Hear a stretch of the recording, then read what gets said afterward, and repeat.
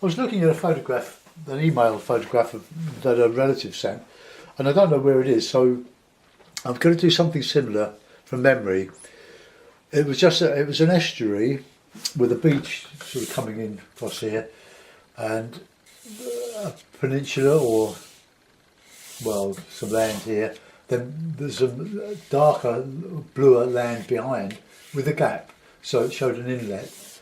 So I'll do something that in my mind is a bit similar.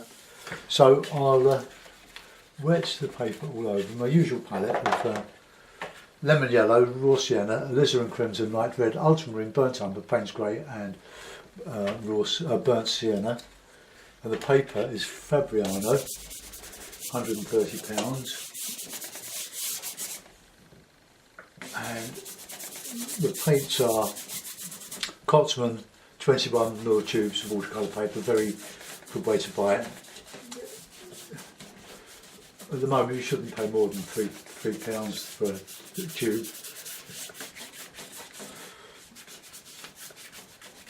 Okay.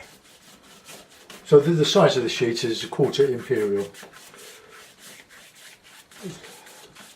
which is 15 inches by 11. You can convert that to metric.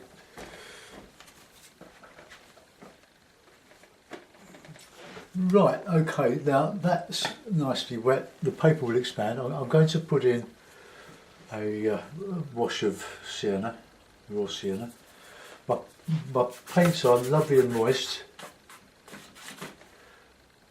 from being kept in a Ziploc bag a couple of nights. I didn't take yesterday. And we'll put in a bit of a, let's try a different sky. Payne's grey or alizarin. Maybe a bit of ultramarine.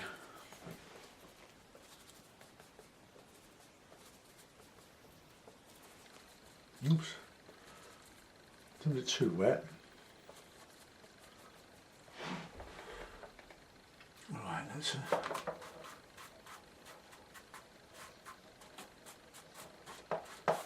bit of water there.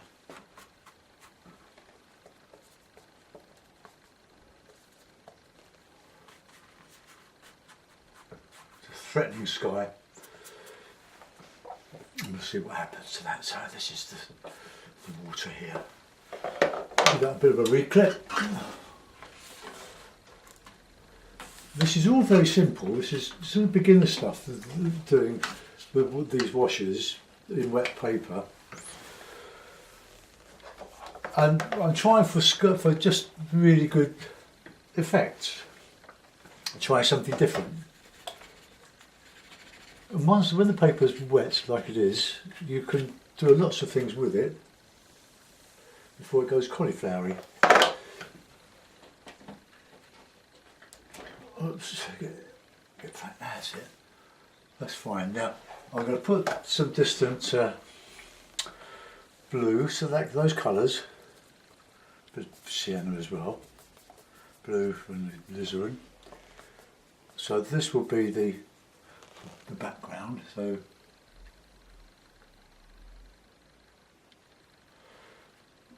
and under this there was some green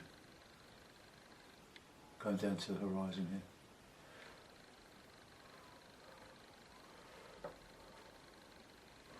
So let's go nice green, lemon yellow in there. Needs to be thick, otherwise it'll just bleed into the background wet.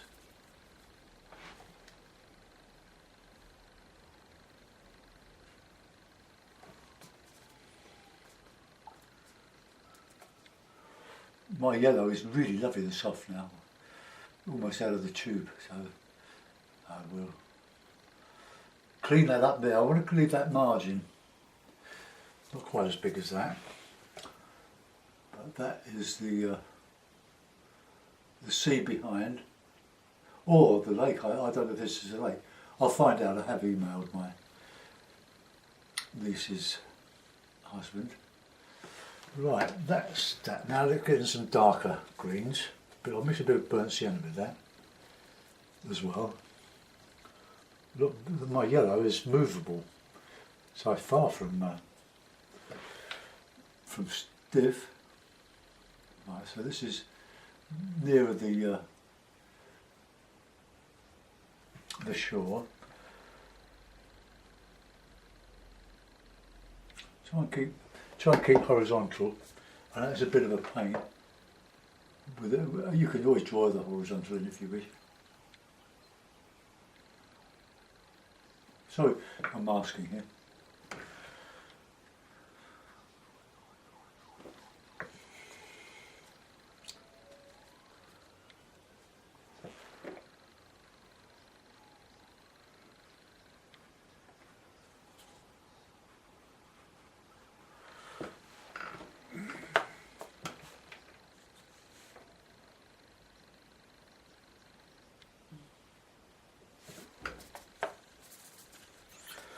Now, because the paint is almost dry, the brush itself is splitting in the middle, but we'll carry on.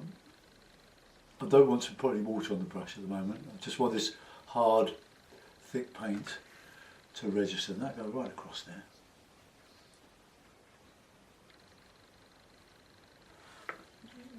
So let's get some more yellow on the top of that, and a bit of sienna. So we can brighten that up a little bit.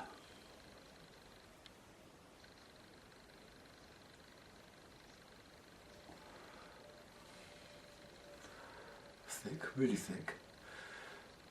If you get desperate, you can always mix the paint with a bit of gouache, white gouache. And I'll put in a beach of burnt umber, I think. Maybe burnt umber. Right, okay. So let's just go across here.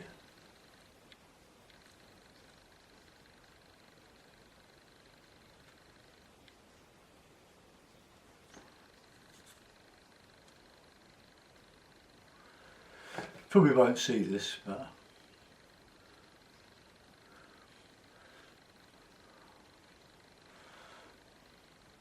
okay. So we're going up here a bit. I'll leave a little bit of air, a bit of white paper showing.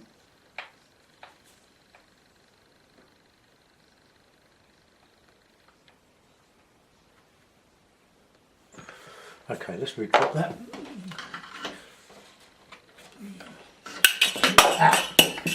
These clips are really stiff. They're great clips, but if you get them wrong, you break your nails. I wish I'd made that a little bit more, a bit redder. But anyway, that's how it works out. Right, I'll just get that yellow bit up here a bit more. Of course, there was only a tiny margin of sea there. Okay, that'll do for that. So now I'm going to risk a dry brush now on this water here before I put in the sand showing through. So we'll have those colours that we had before for the sky, alizarin blue and grey, Payne's grey. Right, let's just it's quite a risky undertaking that.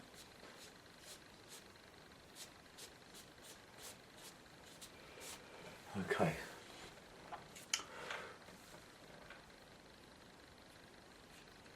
I will do this again when I get the location. It might even be Scotland, but it's a bit flat for Scotland. But we've got these hills behind, so I don't know. Right, okay, I'll give that a dry with a hairdryer. Take your headphones off if you're listening.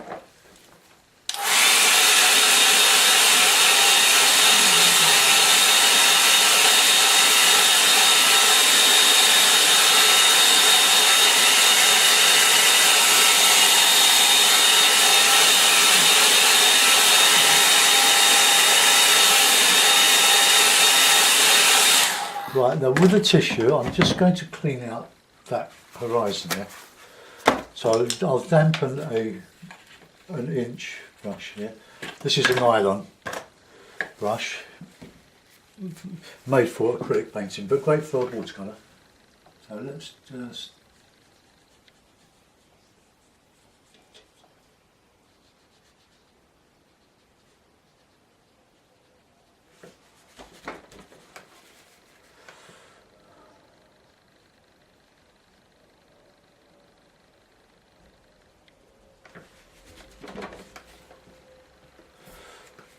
okay. Let's just put a bit of yellow back over there to make that a bit more uneven.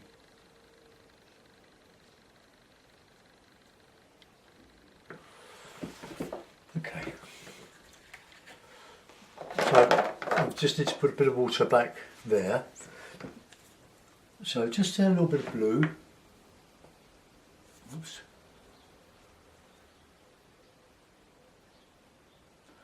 It's going to be covered up with a mound. Okay. Not quite right. Yeah, that will do. Right, now we've got this the beach here. So I used burnt umber, a bit of alizarin I think, and we'll just got some harder.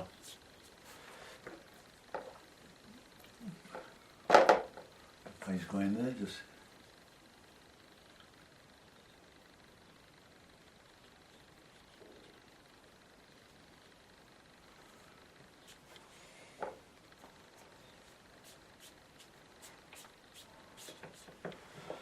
okay.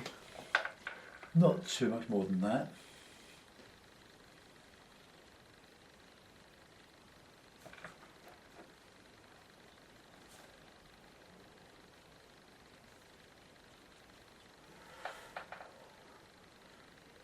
Just bits of beach showing through.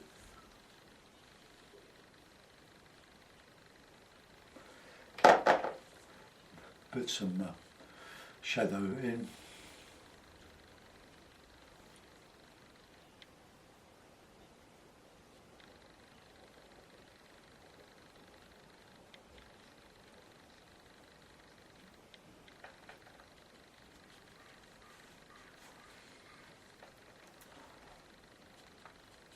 So I've warmed this sand up. It's like a sort of a morning scene. I don't want to do much more than that. This is just a very simple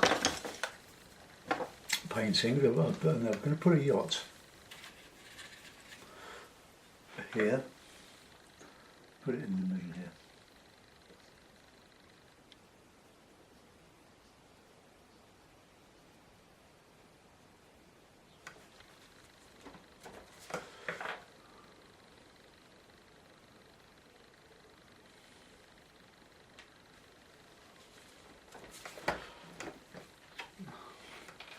It's not lifting out very white yet, but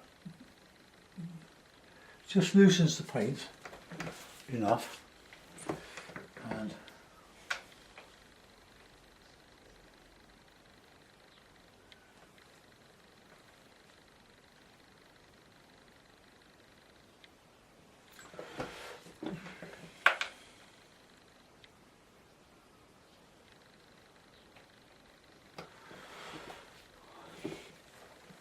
put another one in over here, just to fill that area there.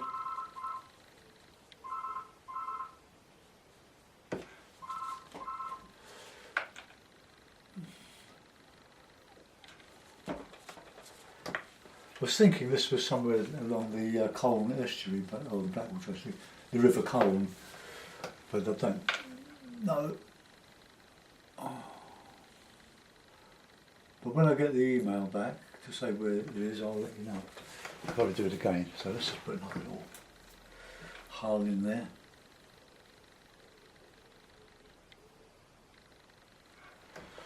Well, that'll do. And we want a boat, say maybe here. to practice boats. I don't have a boat, I don't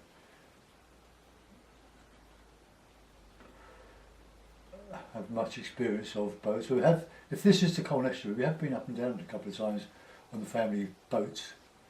Okay, so let's just get that dark underneath, dark bit of shadow there.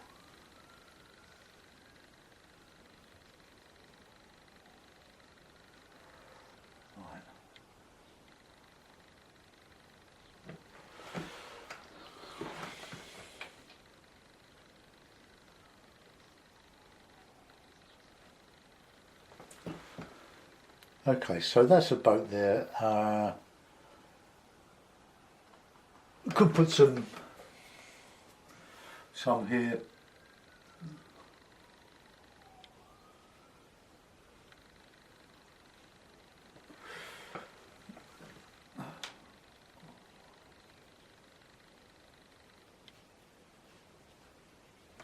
Right, boats there.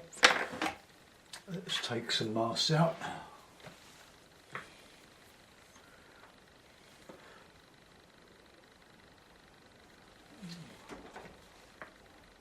They won't show, I don't think. The background's a bit too light for them to show. But we'll,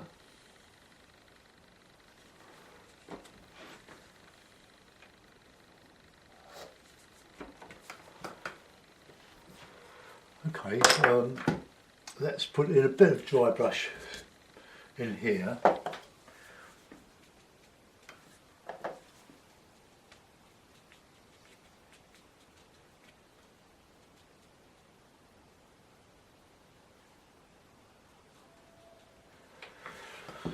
Okay, well that'll have to do. I'll sign it, put the birds in, and we'll have a look at it.